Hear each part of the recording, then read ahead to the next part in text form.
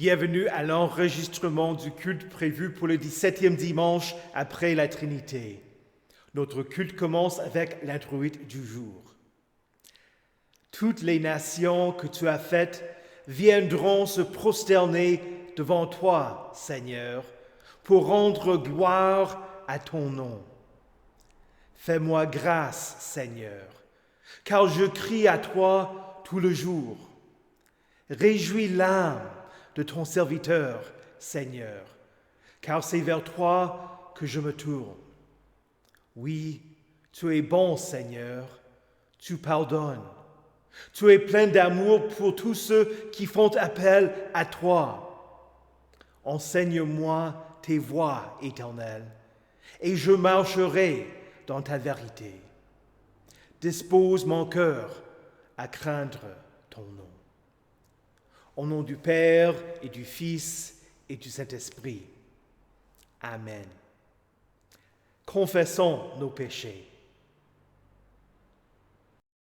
Dieu Tout-Puissant, Père miséricordieux, je confesse devant toi, moi, pauvre et misérable pécheur, toutes mes iniquités et mes péchés par lesquels je t'ai offensé et mérité ta juste colère et ton châtiment, dans le temps et dans l'éternité.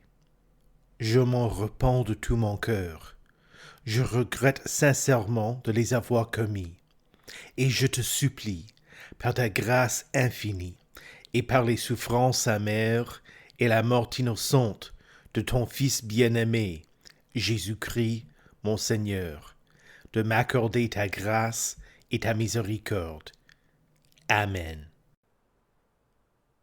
Le prophète Joël écrit : Déchirez votre cœur et non vos habits, et revenez à l'Éternel, votre Dieu, car il fait grâce.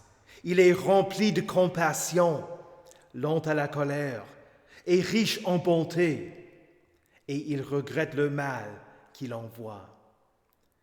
Que le Seigneur Tout-Puissant et miséricordieux vous accorde le pardon et la rémission de tous vos péchés, à cause de Jésus-Christ, qui a été livré pour vos offenses et ressuscité pour votre justification. Allez en paix. Amen. Prions. Nous t'en supplions, Seigneur, garde perpétuellement ton Église par ta miséricorde, et parce que sans toi la fragilité de l'homme ne peut que faillir, préserve-nous toujours par ton secours de toutes choses nuisibles, et conduis-nous à toutes celles qui sont utiles à notre salut, par Jésus-Christ, ton Fils, notre Seigneur, qui vit et règne avec toi et le Saint-Esprit, un seul Dieu, maintenant et pour les siècles des siècles. Amen. La lecture de l'Ancien Testament pour ce 11e dimanche après la Trinité se trouve dans la prophétie de Jérémie au chapitre 11, les versets 18 à 20. L'Éternel me l'a fait savoir et je l'ai su. À ce moment-là, tu m'as fait voir leur agissement. J'étais comme un agneau confiant qu'on conduit à l'abattoir. J'ignorais les projets qu'ils avaient formés contre moi. Détruisons l'arbre avec son fruit, supprimons-le de la terre des vivants, et qu'on ne se souvienne plus de son nom. Mais l'Éternel, le Maître de l'univers, est un juste juge, qui examine les reins et les cœurs. Je verrai ta vengeance s'exercer contre eux, car c'est à toi que j'ai confié ma cause. Ici prend fin la lecture de l'Ancien Testament. L'épître se trouve dans la lettre de Jacques au chapitre 3, les versets 13 à 18. Lequel parmi vous est sage et intelligent, qu'il montre, par un bon comportement, ses œuvres empreintes de douceur et de sagesse. Mais si vous avez dans votre cœur une jalousie amère et un esprit de rivalité, ne faites pas les fiers et ne montez pas contre la vérité. Une telle sagesse ne vient pas d'en haut, Elle est au contraire terrestre, purement humain, démoniaque. En effet, là où il y a de la jalousie et un esprit de rivalité, il y a du désordre et toutes sortes de pratiques mauvaises. La sagesse d'en haut est tout d'abord pure, ensuite porteuse de paix, douce, conciliante, pleine de compassion et de bons fruits. Elle est sans parti pris et sans hypocrisie. Le fruit de la justice est sémé dans la paix par ceux qui travaillent à la paix. Ici prend fin la lecture de l'Épître. La lecture de l'Évangile pour ce 17e dimanche après la Trinité se trouve dans le livre de Marc au chapitre 9, les versets 30 à 37. Ils partirent de là et traversèrent la Galilée. Jésus ne voulait pas qu'on le sache, car il enseignait ses disciples et il leur disait, « Le Fils de l'homme sera livré entre les mains des hommes. Ils le feront mourir, et, 3 jours après avoir été mis à mort, il ressuscitera. » Cependant, les disciples ne comprenaient pas cette parole, et ils avaient peur de l'interroger. Ils arrivèrent à Capernaum. Lorsqu'il fut dans la maison, Jésus leur demanda, « De quoi discutiez-vous en chemin? » Mais ils gardèrent le silence, car en chemin, ils avaient discuté entre eux pour savoir qui était le plus grand. Alors, il s'assit, appela les 12 et leur dit, « Si quelqu'un veut être le premier, il sera le dernier de tous et le serviteur de tous. » Il prit un petit enfant, le plaça au milieu d'eux, et, après l'avoir pris dans ses bras, il leur dit, « Celui qui accueille en mon nom un de ces petits-enfants, c'est moi-même qui l'accueille, et celui qui m'accueille, ce n'est pas moi qui l'accueille, mais c'est lui qui m'a envoyé. » Ici prend fin la lecture de l'Évangile. Heureux ceux qui écoutent la parole de Dieu et qui la gardent. Confessons notre foi. Je crois en Dieu, le Père Tout-Puissant, Créateur du ciel et de la terre. Je crois en Jésus-Christ, son Fils unique, notre Seigneur, qui a été conçu du Saint-Esprit et qui est né de la Vierge Marie. Il a souffert sous Ponce Pilate, il a été crucifié, il est mort, il a été enseveli, il est descendu aux enfers. Le 3e jour, il est ressuscité des morts, il est monté au ciel, il siège à la droite de Dieu, le Père Tout-Puissant, et il viendra de là pour juger les vivants et les morts. Je crois au Saint-Esprit, la Sainte Église universelle, la communion des saints, la rémission des péchés, la résurrection de la chair et la vie éternelle. Amen.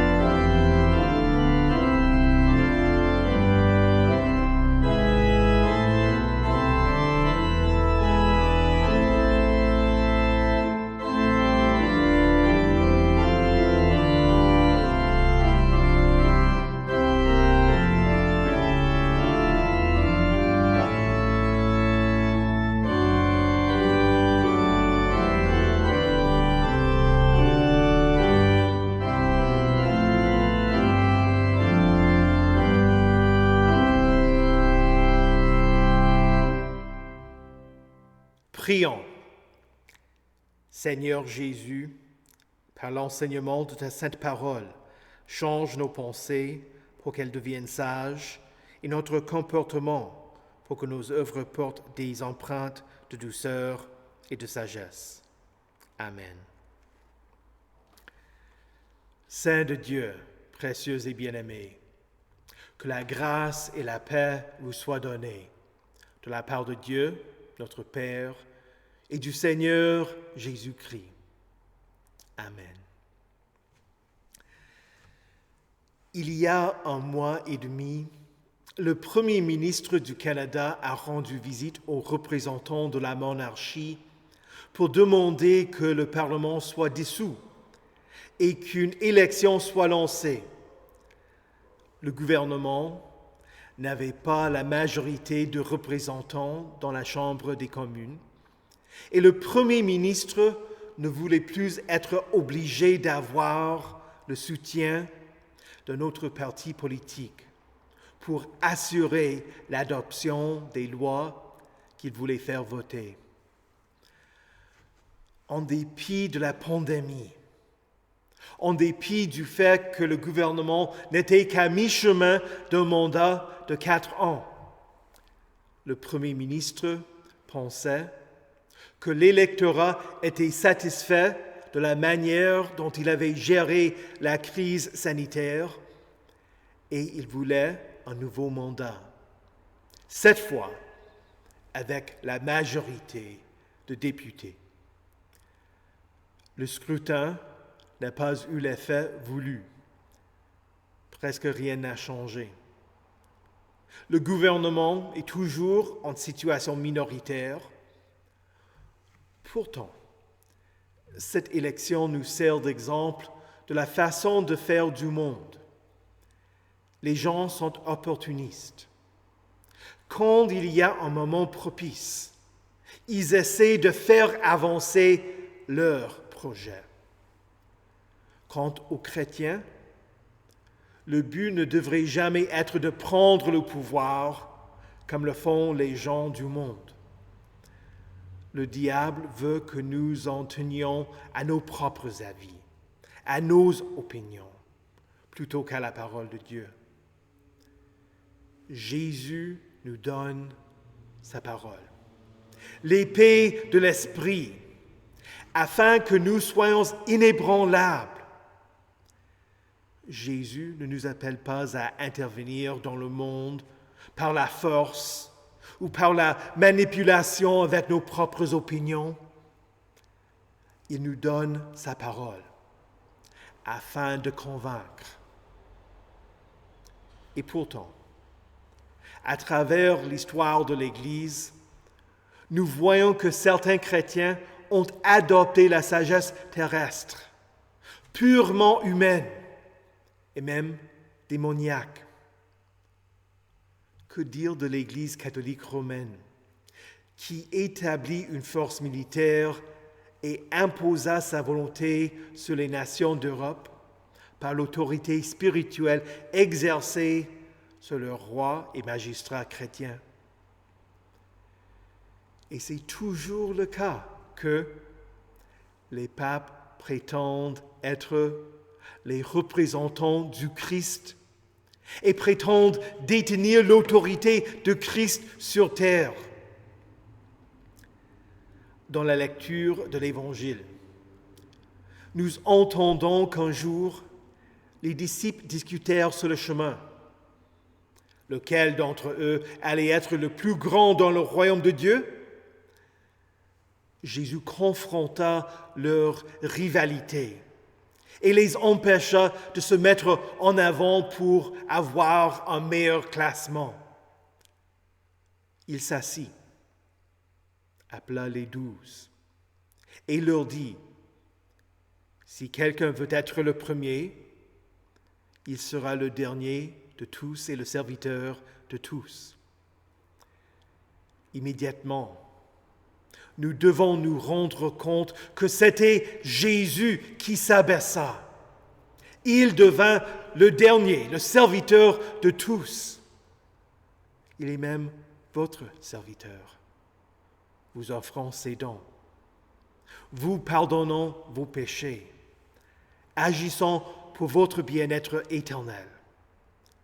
Jésus est le premier. Le Père l'a donné pour chef suprême de l'Église. Jésus est au-dessus de toute domination, de toute autorité, de toute puissance, de toute souveraineté et de tout nom qui peut être nommé. Dans la lecture de l'Épître, Jacques évoqua le problème des pasteurs qui n'avaient pas en tête le service qu'ils pouvaient rendre aux autres. Ils étaient jaloux et convoitèrent ce que Dieu avait donné à d'autres pasteurs. Nous nous confrontons au même problème chez les pasteurs aujourd'hui, qui veulent être grands dans le royaume de Dieu et certains qui veulent être grands dans le royaume de ce monde. Un pasteur est arrogant, s'estimant plus fidèle que d'autres. Un autre se voit comme étant un meilleur prédicateur. Encore un autre fait le fier parce qu'il pense qu'il est le plus habile à évangéliser. Le jeune pasteur critique ceux qui sont plus âgés parce qu'ils semblent avoir moins de zèle. Le pasteur âgé dédaigne celui qui n'est pas expérimenté. Les péchés que condamnait Jacques existent encore dans le cœur pécheur des pasteurs. Comment devenir grand, sinon en rendant service aux autres? C'est ainsi que Paul écrit aux Corinthiens. Nous nous déclarons vos serviteurs à cause de Jésus. Que chaque pasteur réponde de même. Mais la jalousie amère et l'esprit de rivalité ne sont pas limités aux pasteurs, mais se manifestent aussi entre les paroissiens et entre les paroisses, et pourront se manifester au cours des assemblées générales des associations de notre synode qui ont lieu ce week-end. Pourtant, ces associations existent pour servir le bien-être de nos frères et sœurs en Christ et pour rendre service au monde. Il nous faut entendre ce que dit la parole de Dieu. Ayez un même amour, un même cœur, une unité de pensée. Et encore, qu'il n'y ait pas de division parmi vous, mais soyez parfaitement unis dans le même état d'esprit et dans la même pensée. Notre prière, c'est que ceux qui assistent à ces assemblées montrent par un bon comportement ces œuvres empreintes de douceur et de sagesse. Les péchés de jalousie et de l'esprit de rivalité peuvent également se manifester dans le contexte d'une paroisse. Voulons-nous vivre paisiblement ensemble? Ou voulons-nous donner une tribune à quelqu'un qui est égoïste et qui veut tout contrôler? Le but de la foi chrétienne n'est pas d'établir notre propre petit royaume isolé du monde qui est à nous et que nous gérons. Non, c'est l'Église qui appartient à Christ. Nos paroisses n'existent pas pour nous seuls. Elles sont des manifestations du royaume de Dieu pour notre bien-être spirituel, bien sûr, mais aussi pour celui de nos voisins et de nos communautés. Jésus nous enseigne à prier que ton règne vienne. Le Père exauce notre prière en donnant son Saint-Esprit pour que, par sa grâce, nous croyions en sa sainte parole et menions une vie pieuse. La seule source d'autorité dans l'Église est la parole de Dieu. L'apôtre Paul écrit à Timothée, « Prêche la parole, insiste en toute occasion, qu'elle soit favorable ou non, réfute, reprend et encourage. » Fais tout cela avec une pleine patience et un entier souci d'instruire. Franchement, en tant que votre pasteur, qu'est-ce que je peux faire si vous ne m'écoutez pas? Je ne peux pas vous donner une amende. Je n'ai pas l'autorité de vous arrêter ou de vous mettre en prison. Mes limites sont de vous annoncer la parole de Christ. Je vous enseigne. Je vous encourage à faire le bien. Je vous avertis des conséquences de votre rébellion et vous appelle à vous repentir. Je peux refuser de vous absoudre ou de vous donner la scène si vous n'êtes pas pénitent. Et finalement, la paroisse peut excommunier celui qui ne croit pas en Dieu et qui persiste dans sa rébellion. Mais même l'excommunication a pour but de démontrer la nécessité de se repentir et de s'approcher de Dieu pour recevoir le pardon des péchés. Mon autorité en tant que pasteur, ainsi que celle de la paroisse et celle de l'Église, n'est pas la nôtre, mais celle de Christ et de sa parole. Christ nous appelle à être fidèles à sa parole et à vivre une vie conforme à sa parole. Finalement, je ne peux pas vous obliger à m'écouter. Mon autorité, l'autorité de l'Église, l'autorité de Dieu, l'autorité que Dieu établit n'existe pas pour dominer, mais pour servir. Quand un professeur au séminaire nous a expliqué la structure synodale des églises comme la nôtre, il a dit que nous ne voyons pas le président synodal comme étant le chef qui est en charge. C'est plutôt l'inverse. Les paroisses et les paroissiens sont en haut, existant pour rendre service à Dieu et à leur prochain. Ensuite, les pasteurs existent pour rendre service à la paroisse et au monde. Le synode et son président sont là pour aider les paroisses et pour accomplir ensemble les activités qui dépassent les compétences d'une seule paroisse. Et en dessous, Christ porte le fardeau de tout. Dans cette structure, c'est à chacun de nous de voir les positions d'autorité qui nous sont confiées dans cette vie et d'agir en toute humilité pour le bien-être des autres. Les époux s'aiment et s'aident l'un l'autre. Les parents soignent leurs enfants dans leur jeunesse et les aident à grandir.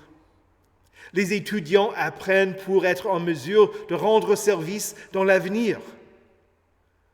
Le gouvernement existe pour protéger ses citoyens. En tout cas, dans le plan de Dieu, les autorités ne sont pas établies pour que les gens s'enorgueillissent, mais pour venir en aide aux autres. Quand nous avons fait tout ce qui nous a été donné, nous devons répondre comme Jésus le dit. Nous sommes des serviteurs inutiles. Nous avons fait ce que nous devions faire. Il y a plusieurs semaines, j'ai dit que Jésus est la sagesse de Dieu. dans le même contexte. Lisons ce que Jacques écrit. La sagesse d'en haut est tout d'abord pure, ensuite porteuse de paix, douce, conciliante, pleine de compassion et de bons fruits. Elle est sans parti pris et sans hypocrisie. Le fruit de la justice est semé dans la paix par ceux qui travaillent à la paix. N'a-t-il pas décrit Jésus? Jésus est pur, il est porteur de la paix de Dieu, il est doux, il est conciliant, il est plein de compassion et de bons fruits, il est sans parti pris et sans hypocrisie. Chers frères et sœurs en Christ, Jacques vous appelle à la vraie sagesse, à Jésus lui-même. Et le fruit de la justice, la mort de Jésus sur la croix pour votre rédemption, c'est qu'il sème la paix par ceux qui travaillent à travers la paix. Sa parole est efficace et accomplit ses desseins. Par sa parole, Jésus sème la paix en vous et à travers vous. Au nom de Jésus. Amen. Que la paix de Dieu, qui surpasse toute intelligence, garde vos cœurs et vos esprits en Jésus-Christ pour la vie éternelle. Amen. Prions. Seigneur Jésus, tu es la sagesse qui vient d'en haut. Tes œuvres sont empreintes de douceur et de sagesse. Fais que, dans nos cœurs, nous n'ayons pas une jalousie amère et un esprit de rivalité. Change nos pensées pour que nous rejetions la sagesse purement humaine qui a pour effet le désordre et des pratiques mauvaises. Que ta sainte parole conduise notre vie communautaire et porte du fruit, afin que nous vivions paisiblement ensemble dans nos paroisses et rendions service à nos prochains. Seigneur, dans ta miséricorde, écoute notre prière. Ô chef suprême de l'Église, ta volonté, c'est que tout se fasse convenablement et avec ordre. Nous te rendons grâce pour l'Assemblée générale de l'heure luthérienne, que les œuvres de l'association et les résolutions adoptées fassent avancer la prédication de l'Évangile. Bénis le déroulement des assemblées générales de l'AELB et de la LET, pour que ton peuple travaille ensemble pour manifester ta bonté envers les résidents au Kirchberg, pour intervenir quand il y a des crises humanitaires et pour faire la promotion de la formation théologique dans notre synode. Seigneur, dans ta miséricorde, écoute notre prière. Ô Jésus, le roi des rois, tu es au-dessus de toute domination, de toute autorité, de toute puissance, de toute souveraineté. Conduis les chefs des nations pour que leur motivation ne soit pas égoïste, mais pour qu'ils désirent servir le bien-être commun avec intégrité et motivés par un amour pour leurs concitoyens. Aussi, nous prions que ton règne vienne parmi nous et que nous mettions notre confiance en ta sainte parole et que nous nous soumettions à elle. Seigneur, dans ta miséricorde, écoute notre prière. Jésus, notre Sauveur, tu nous dis d'accueillir en ton nom les petits-enfants. Sois avec les enfants de nos paroisses et change notre attitude pour que nous les chérissions et fassions notre possible pour les aider à grandir et à vivre en communion avec ton Église. Seigneur, dans ta miséricorde, écoute notre prière. Seigneur, exauce-nous selon ta bonté. Conduis-nous à ton royaume et enseigne-nous à prier. Notre Père, qui es aux cieux, que ton nom soit sanctifié, que ton règne vienne, que ta volonté soit faite sur la terre comme au ciel. Donne-nous aujourd'hui notre pain de ce jour. Pardonne-nous nos offenses, comme nous pardonnons aussi à ceux qui nous ont offensés. Et ne nous laisse pas entrer en tentation, mais délivre-nous du mal. Car c'est à toi qu'appartiennent le règne, la puissance et la gloire, au siècle des siècles. Amen. Recevez la bénédiction de l'Éternel. Que le Seigneur vous bénisse et vous garde. Que le Seigneur fasse luire sa face sur vous et qu'il vous accorde sa grâce. Que le Seigneur tourne son visage vers vous et qu'il vous donne sa paix. Amen.